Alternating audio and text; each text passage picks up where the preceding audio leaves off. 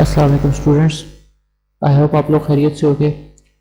आज हमारा जो टॉपिक है जिसे हमने आज डिस्कस करना है वह जीन थेरेपी। जीन थेरेपी होती क्या है, फर्स्ट ऑफ ऑल स्टार्ट करेंगे हम। What is gene therapy? Gene therapy is an experimental technique that uses genes to treat or prevent diseases. Definition से आपको अंडरस्टैंड हो गया होगा कि कोई भी ऐसी डिजीजेस जो ह्यूमन के लिए या किसी और ऑर्गेनिज्म के लिए, इवन प्लांट्स के लिए प्रॉब्लमेटिक हैं, तो उनको कंट्रोल करने के लिए आप जीन्स लेवल पर से ट्रीट करोगे उस डिजीज़ को, ताकि जो उस डिजीज़ के पीछे माल फंक्शनिंग आ रही है जीन्स की, उसको करेक्ट किया जा सके। तो रिसर्चर्स जनरली जो टेस्ट कर रहे हैं इस अप्रोच को, जीन थेरेपी को करंट स्नैरियो में, उसमें वो पहली टेक्निक ये यूज़ करते हैं कि दे रिप्लेस द म्यूटेड जीन। अगर कोई डिजीज़ किसी म्यूटेड जीन की वजह से हो रही है और म्यूटेंट जीन उस ऑर्गेनिज्म के अंदर वो प्रॉब्लम क्रिएट कर रहा है, तो सिंपलेस्ट एक फर्स्ट अप्रोच जो है वो अडॉप्ट की जाती है कि उस म्यूटेटेड जीन को ही रिप्लेस कर दिया जाता है बाय द हेल्दी वन। तो जब हेल्दी जीन उसमें रिप्लेस होकर आ जाएगा तो वो जो इशू उस म्यूटेड जीन की वजह से उसमें क्रिएट हो रहा है उससे वो ऑर्गेनिज्म सेफ रहेगा। उसके बाद आता है इनएक्टिवेटिंग और knocking out a muted gene. अब किसी एक जीन को रिप्लेस करना अगर पॉसिबल ना हो, कई दफ़ा ये डिफ़िकल्टी आ जाती है इस टेक्निक को अडॉप्ट करते हुए। सो उसका अल्टरनेट वही है कि इनएक्टिवेट कर दिया जाए या नॉकआउट कर दिया जाए। जो म्यूटेंट जीन है उसका जो एक्सप्रेशन है उसको शो ना होने दिया जाए, वो जीन अपना एक्सप्रेशन शो ना कर सके, तो उसे इनएक्टिवेट कर दिया जाता है। और थर्ड अप्रोच है कि इंट्रोड्यूसिंग अ न्यू जीन। कई दफ़ा कुछ ऐसे इशू हैं जो उस ऑर्गेनिज्म के अंदर किसी नए जीन के इंट्रोडक्शन से रिजॉल्व किए जा सकते हैं, तो वो जीन इंट्रोड्यूस करवा दी जाते हैं। जैसे हमारे पास जो एक कॉटन है उसके ऊपर बहुत बड़ा इशू आता है, इंसेक्ट्स का अटैक होता है, तो उसके अंदर उस इंसेक्ट को कंट्रोल करने की कुछ ऐसी वैराइटीज़ डेवलप की जिसमें उसमें बैसिलस थोरेंजेंसिस का जीन इंट्रोड्यूस करवाया गया, जो एक नई टाइप की प्रोटीन प्रोड्यूस करता है जो उन इंसेक्ट्स को किल करती है। तो इस तरह नए जीन आप इंट्रोड्यूस करवा सकते हो ऑर्गेनिजम्स के अंदर, जिससे उनके अंदर वो करेक्टर डेवलप हो जो उनको हेल्दी रखे और उनको बहुत सारी डिजीज़ से फाइट करने में हेल्प करे या बहुत सारी डिजीज़ को प्रिवेंट करने में हेल्प करे। इसके बाद बेटा यूजेस ऑफ जीन थेरेपी, ये हम डिस्कस करेंगे अभी कि जीन थेरेपी को हम कहाँ कहाँ यूज़ करते हैं। जीन थेरेपी बेसिकली जो एक्सपेरिमेंटल एक ट्रीटमेंट है, कॉमनली ये अडॉप्ट की जा रही है वर्ल्ड ओवर, लेकिन इसमें बहुत सारी जो थेरेपी का पोर्शन है वो अभी तक सिर्फ एक्सपेरिमेंटल बेस पे चल रहा है। और ये एक्सपेरिमेंटल जो ट्रीटमेंट्स आती हैं इसमें सबसे पहले जो इम्पोर्टेंट चीज़ है कि वो जेनेटिक डिजीज़ है, हीमोफीलिया हो गया, डिफरेंट टाइप के जेनेटिक इश्यूज आ जाते हैं ह्यूमन के अंदर, प्लांट्स के अंदर, एनिमल के अंदर, तो उन्हें एक्सपेरिमेंटल लेवल पे लैब्स के अंदर कंट्रोल करके उन डिजीज़ को करेक्ट करने के लिए, उन जेनेटिक डिजीज़ को, डिसऑर्डर्स को करेक्ट करने के लिए यूज़ की जा रही है थेरेपी। उसके बाद आ जाती है कैंसर। कैंसर आजकल का एक बहुत बड़ा नाइटमेयर है बहुत सारे लोगों के लिए, एक बहुत ही डेडली डिजीज़ के तौर पे ये सामने आई हुई है, और इसके को क्योर करने के लिए बहुत सारी एक्सपेंसिव थेरापीज़ करवाना पड़ती हैं और उसमें ह्यूमन की लाइफ एट रिस्क रहती है हमेशा। तो अगर उसको जीन लेवल पे उस कैंसर काजिंग टिश्यू को के जो जीन्स हैं उन जीनोम के अंदर जीन थेरेपी करके अगर उन्हें हम करेक्ट फॉर्म में ले हैं, उन्हें ओरिजिनल ऑर्डर में ले हैं, जो मेलिग्नेंट सेल्स हैं वो अगर नॉर्मल सेल्स में कन्वर्ट कर लिए जाएँ तो वो ऑर्गेनिज्म जो है उस कैंसरस डिजीज़ से सेफ रहता है। थर्ड वन इसमें आ जाता है हार्ट डिजीज़। ह्यूमन में मोस्ट कॉमन ये हार्ट डिजीज़ का जो इशू आता है, इनहेरिटेंस इससे लिंक करती है, तो हार्ट डिजीज़ से प्रिवेंट करने के लिए भी जीन थेरेपी को अडॉप्ट किया जा रहा है। और कुछ ऐसी इन्फेक्शियस डिजीज़ हैं लाइक एड्स, तो उनकी प्रिवेंशन के लिए ह्यूमन के अंदर इम्यूनिटी डेवलप करने के लिए ये टेक्निक अडॉप्ट की जाती है। उसके बाद हम आते हैं target cells for gene therapy. अब जीन थेरेपी करनी होगी तो कौन कौन से सेल्स के अंदर ये जीन थेरेपी हो सकती है। फर्स्ट ऑफ ऑल इसमें जो टारगेट सेल्स हैं उनको दो कैटेगरीज में डिवाइड करते हैं। सोमैटिक सेल्स हैं, उनके अंदर जो जीन्स हैं उनके अल्ट्रेशन की जा सकती है, रिमूव किए जा सकते हैं, या जीन इनएक्टिव किए जा सकते हैं, या नए जीन इंट्रोड्यूस करवाए जा सकते हैं। जबकि दूसरा ऑप्शन हमारे पास जर्म सेल्स जो हैं जिनमें एग्स और स्पर्म्स मौजूद हैं, तो उनके अंदर हम इन जीन्स को इंट्रोड्यूस करवा सकते हैं, तो इनसे हम किसी भी जेनेटिक डिसऑर्डर से को प्रिवेंट कर सकते हैं। सोमैटिक सेल की जो जीन थेरापी होती है वो सिर्फ उस ऑर्गेनिज्म तक रहती है, उस ऑर्गेनिज्म के उस पर्टिकुलर टिश्यू तक रहती है, क्योंकि बॉडी सेल्स हैं तो वो generation after generation pass on नहीं होती। सो ये जो सोमैटिक सेल की थेरापी होती है इसमें इससे आने वाले जो चेंजेस होंगे उसके जेनेटिक मेकअप में वो नई जनरेशन में नहीं जाते। वाइल जो जर्म लाइन या जर्म सेल्स की थेरापी होगी, जीन थेरापी जो सेकेंड टाइप है, क्योंकि उसमें एग्स और स्पर्म्स वगैरह की इन्वॉल्वमेंट है, तो अगर उसमें एग्स में नया जीन इंट्रोड्यूस करवाया जा रहा है तो वो नया जीन इंट्रोड्यूस होने की वजह से एक ऑर्गेनिज्म की पूरी जीनोम आफ्टर फर्टिलाइजेशन चेंज हो जाती है, क्योंकि उस ऑर्गेनिज्म की जीनोम ऑलरेडी चेंज हुई है, पेरेंट्स की तरफ से वो करेक्टर मिला है, पेरेंट्स के तरफ से आने वाले एग को के अंदर जीन थेरापी हुई थी, तो वो जो जीन उसमें इंट्रोड्यूस हुआ है या प्रिवेंट हुआ है, रिमूव हुआ है, वो जो इन्फॉर्मेशन उस जीन से रिलेटेड जो थेरापी उस जीन के साथ की गई है वो नेक्स्ट जनरेशन में भी वही इन्फॉर्मेशन पास ऑन होगी। अगर उसमें जीन रिमूव किया गया है तो नेक्स्ट जनरेशन में वो जीन नहीं एक्सप्रेस होगा जो उसकी आने वाली जनरेशन। अगर उसमें कोई नया जीन ऐड किया है तो आने वाली जनरेशन में वो जीन प्रेजेंट होगा और वो अपना एक्सप्रेशन शो करता रहेगा जनरेशन आफ्टर जनरेशन। इसके बाद हम आते हैं methods of transferring genes. Gene therapy में अगर जीन्स ट्रांसफ़र करने हैं उसका कोई मैकेनिज्म होगा जो एक में बेसिक इसमें इंफॉर्मेशन है कि एक जीन को रिमूव करके नया जीन ट्रांसफ़र करना है, तो उसके लिए हमें वेक्टर रिक्वायर होते हैं, वेक्टर यूज़ होते हैं जीन थेरापी को कंडक्ट करने के लिए। तो फर्स्ट ऑफ ऑल इसमें कॉमन वेक्टर जो यूज़ होता है वो रेट्रोवायरस है। रेट्रोवायरस का एडवांटेज ये कि वो एफिशिएंट ट्रांसफ़र करने में एफिशिएंटली जो जीन्स हैं उनको ट्रांसफ़र करता है टू द होस्ट सेल।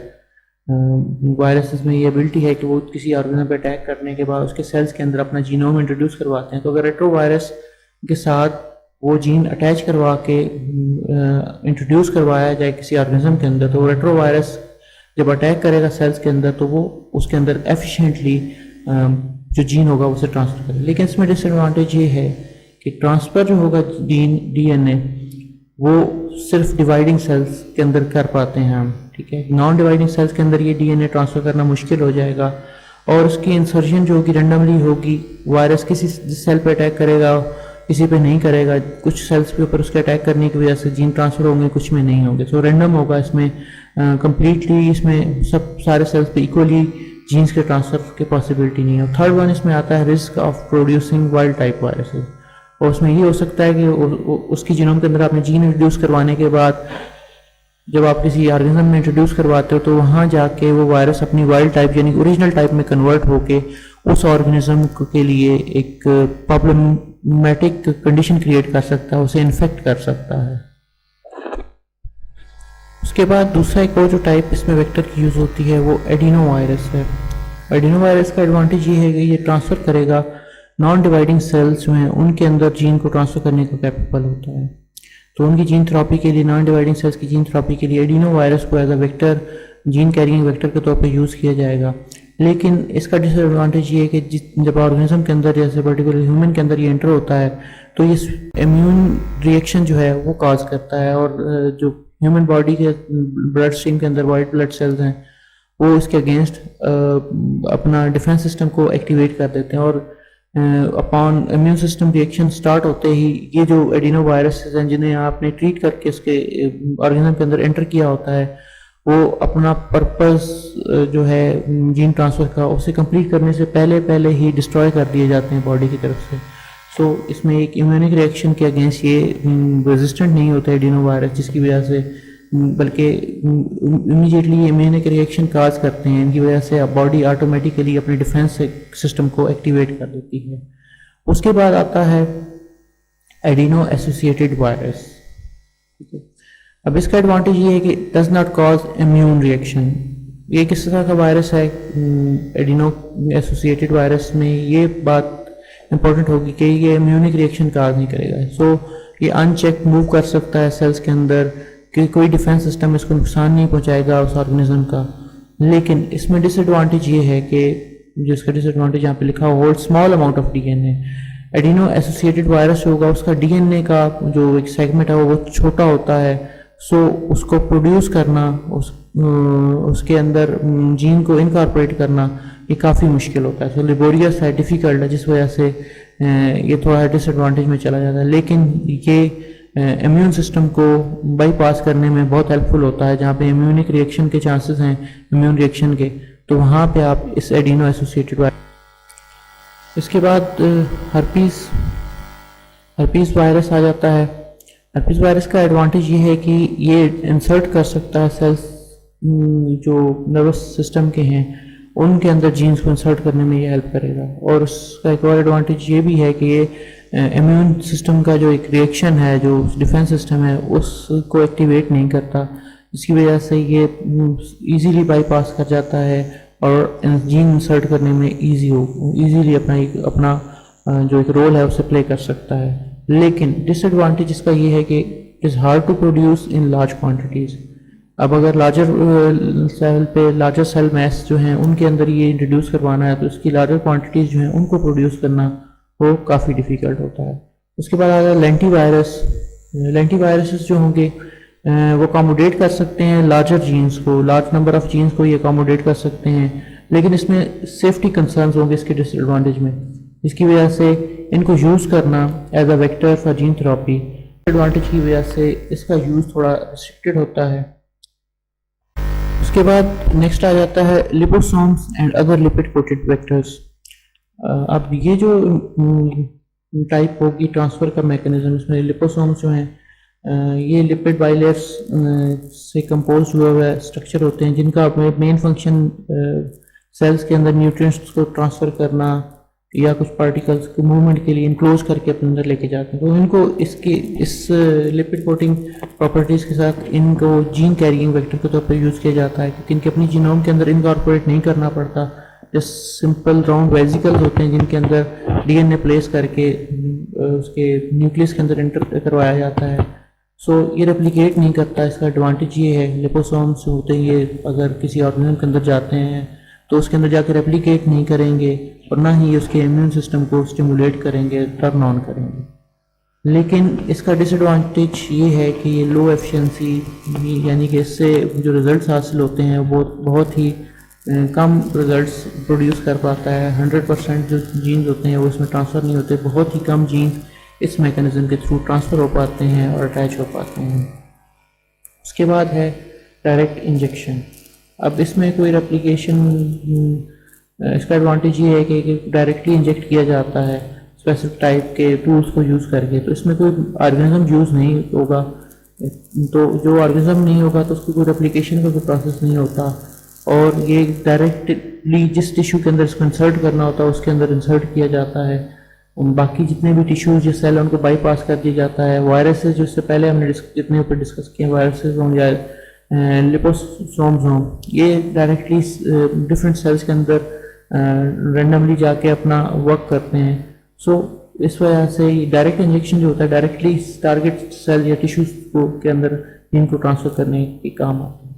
लेकिन इसकी एफिशिएंसी डिसएडवांटेज में है, जैसे आप देख रहे हैं इसकी एफिशिएंसी भी लो है और ये सेम टिश्यूज़ के अंदर जो है वो अपना वर्क फंक्शन को एफिशिएंटली परफॉर्म नहीं कर पाता।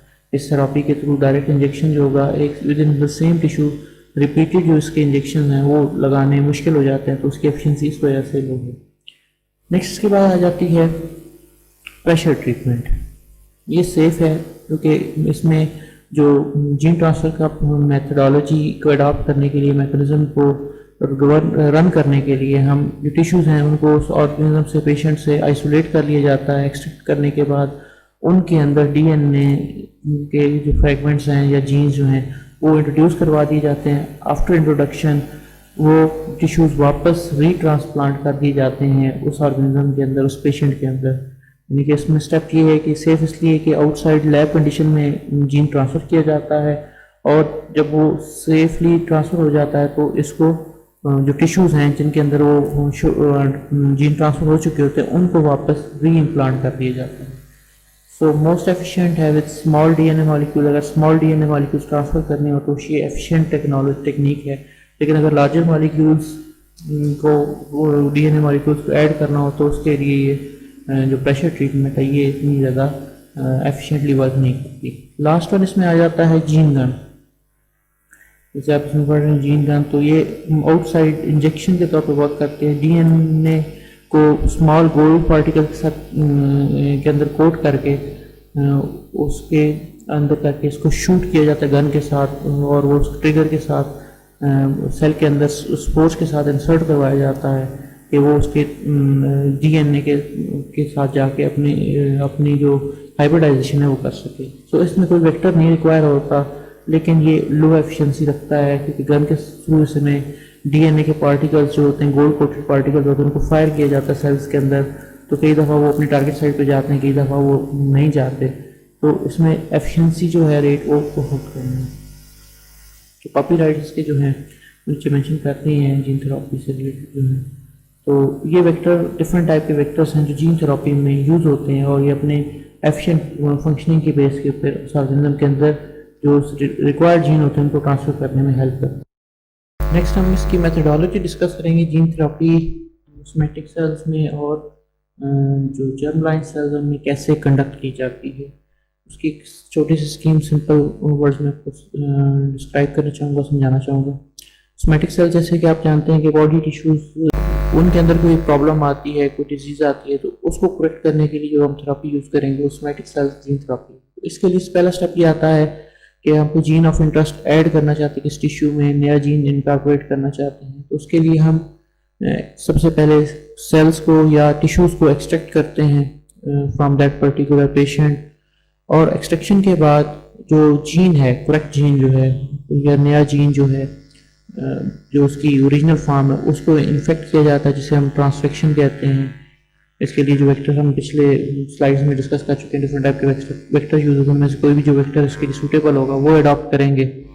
और उसके बाद जब हम उसमें करेक्ट जीन इम्प्लांट इंजेक्ट कर सक्सेसफुली इंजेक्ट कर लेंगे सेल्स के अंदर या टिश्यूज़ के अंदर, तो हम उन सेल्स को या उन टिश्यूज़ को री इम्प्लांट करेंगे बैक टू द बॉडी के अंदर वापस ट्रांसफ़र कर देते हैं।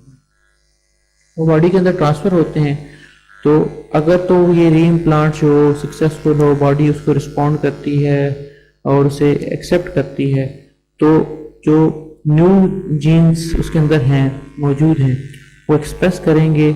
लेकिन क्योंकि सोमैटिक सेल्स के अंदर हो रही है जीन थेरेपी, तो सिर्फ उस पर्टिकुलर टिश्यू जिसको आप ट्रीट करके या जिसके अंदर आपने नया जीन इंसर्ट किया है उसके अंदर ही वो एक्सप्रेस होंगे।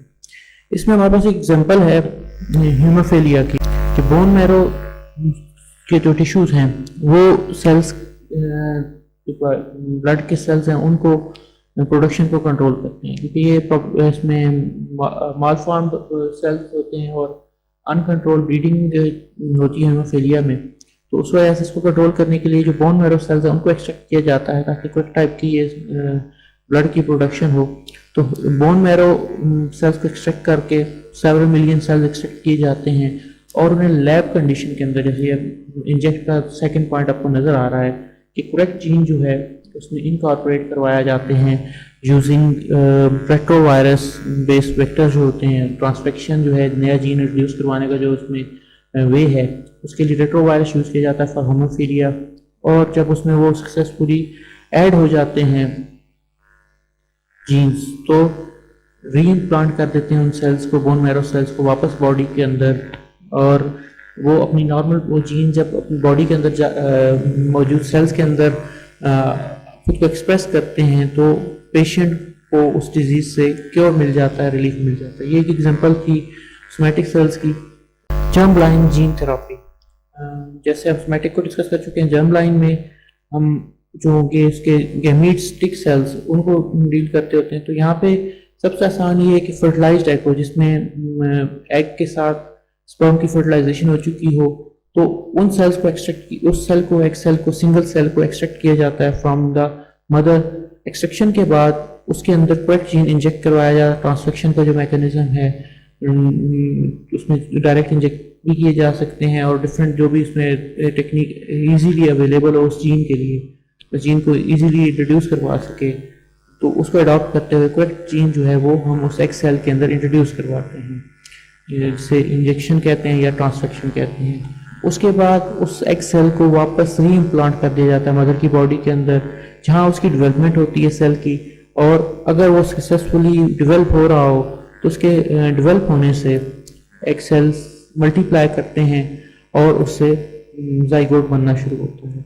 और जाइगोट से ऑर्गेनिज्म की डेवलप शुरू होती है, ऑर्गेनोजेनेसिस स्टार्ट होती है, सारा प्रोसेस एक एग से पूरे ऑर्गेनिज्म के डेवलप होने का पूरा प्रोसेस होता है। तो क्योंकि सिंगल सेल जो एग सेल था उसके अंदर हमने इनकॉर्पोरेट किया हुआ था जीन, तो ये जीन एग सेल की मल्टीप्लिकेशन के बाद हर सेल के अंदर ये मूव कर जाता है, हर सेल के अंदर ये मौजूद होगा ये जीन। तो वो जीन जब सारे सेल्स के अंदर चला जाएगा तो जब वो ऑर्गेनिज्म डेवलप होगा और उसकी बर्थ के बाद वो जीन जो है, क्योंकि उसकी मल्टीपल कॉपीज उसकी पूरी बॉडी में मौजूद हैं, तो वो जीन उस ऑर्गेनिज्म के अंदर एक्सप्रेस करेगा। अब ये जो जीन इंट्रोड्यूस हुआ उस ऑर्गेनिज्म के अंदर, ये जीन ट्रांसफरेबल है, वो अपनी नेक्स्ट जनरेशन में ट्रांसफर कर सकता है। और जो उससे पहले सोमैटिक जीन थेरेपी पढ़ रहे थे वो नॉन ट्रांसफरेबल है, उस टिश्यू की हद तक रहेगी, वहीं ख़त्म हो जाएगी, उस ऑर्गेनिज्म की डेथ के साथ ख़त्म हो जाएगी। वाइल ये वाला जो है मैकेनिज्म, अगर इसको अडॉप्ट किया जाए कि अगर उस ऑर्गेनिज्म की जनरेशन आगे फर्दर प्रोसीड करती है, प्रोग्रेस करती है, तो आने वाली जनरेशन में वो जीन ट्रांसफ़र होगा और उस ऑर्गेनिज्म के आने वाली जनरेशन में जो उस जेनेटिक डिजीज़ के इश्यूज हैं वो नज़र नहीं आएंगे, वो उससे उसकी आने वाली जनरेशन जो होंगी वो सेफ रहेंगी। तो यहाँ तक आज हमारा लेक्चर था। आई होप आप लोगों को काफ़ी सारा अंडरस्टैंड हो गया होगा। नेक्स्ट लेक्चर तक के लिए अल्लाह हाफिज़, फ़ी अमानिल्लाह।